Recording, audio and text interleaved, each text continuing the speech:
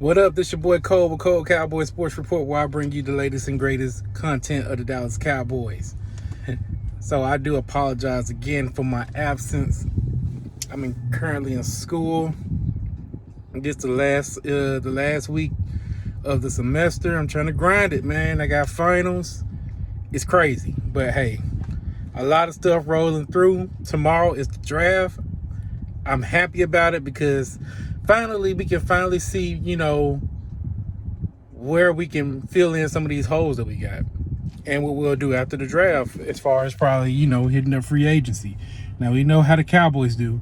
They don't hit up the front end of free agency. They always hit the back end whenever the value is low, and they hit hard on the draft. So at least I know we're gonna be good at the draft, hopefully, and we pick up some pretty good pieces in free agency after the draft. So one thing I want to talk about is this presser that we had yesterday.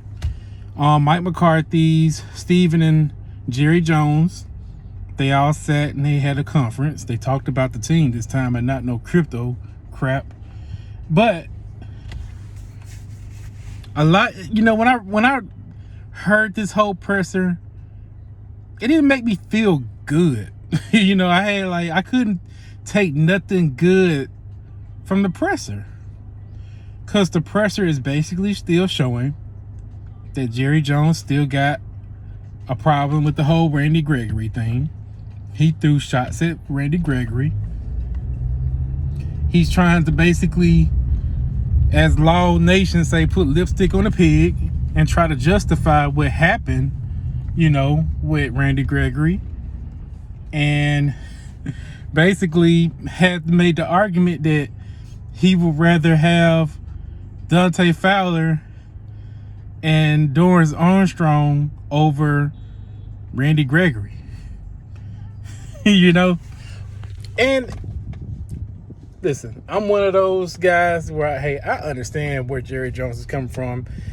I just probably would have, took more of a, probably took it more serious if he didn't send in a matching offer that the Broncos gave him, because he showed that he really wanted to get him. So at this point, you just sound mad, Jerry. But I can understand where he's coming from, because let's be real. Randy Gregory played his first full season last season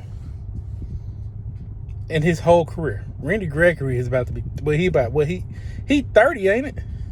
So he been in the league this long, and this is his first time playing a full season. So he gonna play a full season on his contract year. Come on now. I mean, we can make all the excuses in the world, but we all know he was chasing that bread. So Randy Gregory had offers from the Broncos and the Seahawks. The Broncos wanted him badly. And I agree with Jerry Jones when he said the Broncos wanted him more than we did. And that was true, because if the Cowboys wanted him more than the Broncos, the Cowboys would have never put that clause on him. And I believe Jerry Jones, because it was a point we was like, man, Steven did this. I believe Jerry wanted that clause on him. I honestly believe that. I believe Jerry Jones was like, man, this dude haven't been, reliable. How can I rely on him for the next season after he got his paper? So Jerry Jones, we can all agree and disagree about the situation and how it's held, but this is a business. Randy Gregory has had problems staying on the field due to off season. I'm not against marijuana, but hey, you know what I'm saying? He wasn't on the field. Well, I wouldn't want us to pay someone that hasn't been available. So I'm all for that, So he went on ahead and threw shots at him. Randy Gregory basically threw shots back on Twitter. I just want the whole thing to end. Randy Gregory's not a Cowboy. He's a Bronco. Obviously, he sees better, on the other side, and we'll see. We'll see how that panned out for him. He also took a shot at Taco Charlton. And he said that Steven Jones That was Stephen Jones' call. I believe that. You know what I'm saying? I'm pissed about it because, Taco Charlton was a bust, man. We gave up a first round pick, and I guess it wouldn't be too much of a bust on his end. Well, he was a bust for sure. He's a journeyman defensive end, and I mean he been bounced the team. Hell, he with the Saints now. But you know what I'm saying? So he has. It's just too much. I don't know about him. He's a journeyman, and he was a first round pick, and it pissed me off because we could have had T.J. Watt. We passed up on T.J. Watt for Taco Charlton, and that kind of that made me mad because Taco was supposed to be viewed as this great edge rusher from Michigan. You know what I'm saying? And he wasn't. He didn't do nothing for us, and it was Stephen Jones' call, and that makes me feel kind of skeptical about how. We gonna run this organization. Lord forbid Jerry Jones passes away. He's no longer with us. We're stuck with Steven. If Steven is afraid to make, risky moves and go for it, we're doomed. So, another thing, speaking of risk, Jerry Jones admit that he's not as risky as he used to be. And I don't like that. Because he knows he's not as risky as he used to be. When Jerry Jones made risk, we did have high reward. We just had, they were just stuck with the wrong type of coaches. You know what I'm saying? It's the coach.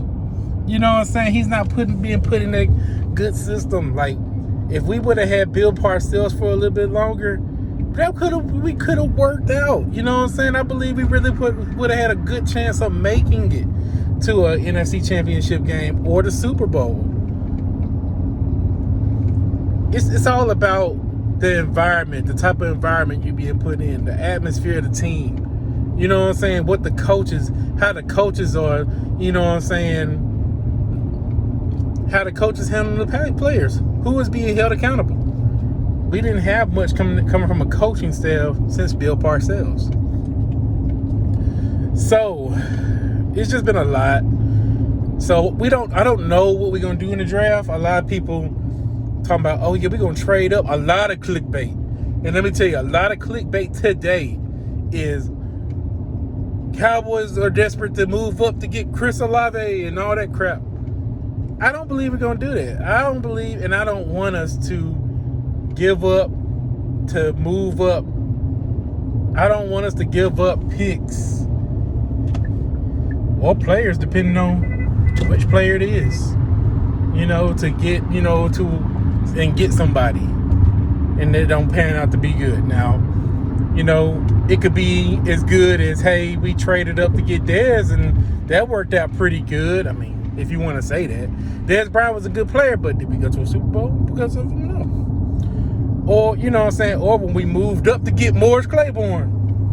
Come on now, like, we gotta think about that, man. It's so much talent in this draft.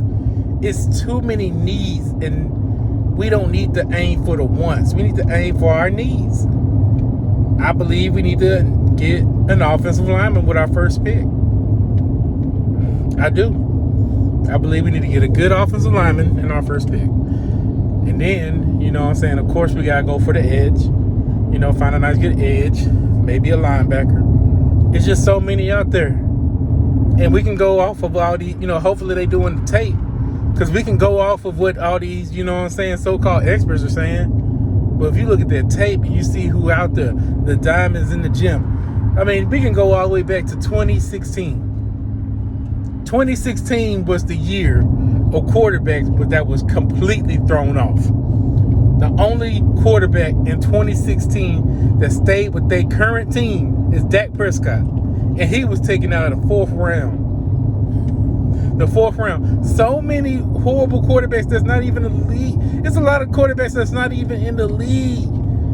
You know what I'm saying? Dak was the seventh. Well, no, he was the 8th quarterback to be drafted in 2016. 7 quarterbacks went before Dak. And 2 of them had, they're both of their teams made it to the Super Bowl, but they didn't go to the Super Bowl because of them. You can make the argument about Carson Wentz. Carson Wentz had a good season, but at the end of the day, they didn't make it there because of Carson Wentz. They made it there strictly because they hit hard on free agency too. They had a lot of good free agents, and the defense played well. They had a good defense. So you can't really always put it. Now, Carson Wentz had MVP numbers that season, but after that, what has he given you? He gave you that magical 2019 season when he was, he balled out. I ain't gonna throw, but at the end of the day, what did he do? Carson Wentz has not won a playoff game for his team. He played in that one playoff game against the Seahawks, and he got knocked out of the game. You know what I'm saying? So you never know what you get in the draft. Nobody saw Dak. So let me stop talking about, because all these Dak haters, boy, woo, they've been busy this offseason, man. So let me go ahead and just go just tell you how I feel about this whole draft. I want us to trade back. I feel like maybe we could just trade back, you know what I'm saying, so we can build and probably get, build up more draft picks in the second round. You know what I'm saying? We get the best player available, you know what I'm saying, on our when we trade back with our first round pick, and then really hit our needs in the second round. I believe that will be the best bet. I don't want us to give up to get one particular player. I want us to have more players to be able to, choose from, so we can hit on some of them, man. When we moved back, and we had a higher pick at that time, because we moved back to get Micah Parsons. Nobody saw that. Nobody really saw Micah Parsons to be the guy that he was with us, and that he is. You know what I'm saying? Nobody saw that coming from him. The same, you can have the same argument as far as a lot of drafts, like with DK Metcalf and AJ Brown. Everybody thought both of those receivers were going to be taken probably in the mid to upper, first round. Them guys got picked in the second round. Players get dropped, man. They got dropped to the second round. You never know what happens in the draft, man. You never know. Nobody knows what's going to happen in the draft. So you can listen to David Jeremiah and, you know what I'm saying, what's that dude name with ESPN? The old guy. Mel Kiper. Yeah, you can listen to all these motherfuckers. They don't know nothing. They don't know who's going to go. It's every year. Oh, we didn't see that coming up. And they make all these mock drafts and post they mock drafts.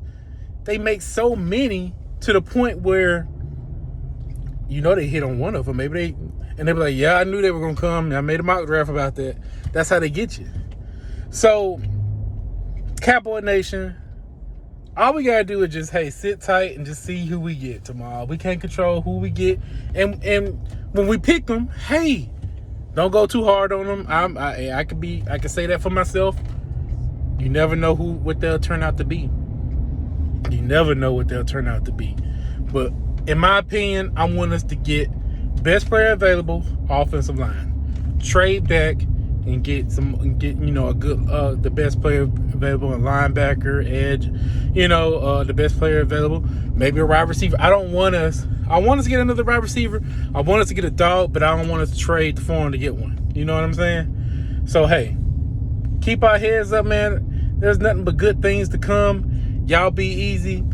Check me out. I'm probably gonna go ahead and do a live for the first time tomorrow. I know I'm doing a live with my boy JC Sports Talk. So I'm just gonna be, trying to get around, trying to get my, subscribers up, mingle with a couple of them. I'm gonna be kicking at the house, probably order me a nice good pizza and wings and just enjoy the draft tomorrow. Y'all be easy, be safe, and go Cowboys.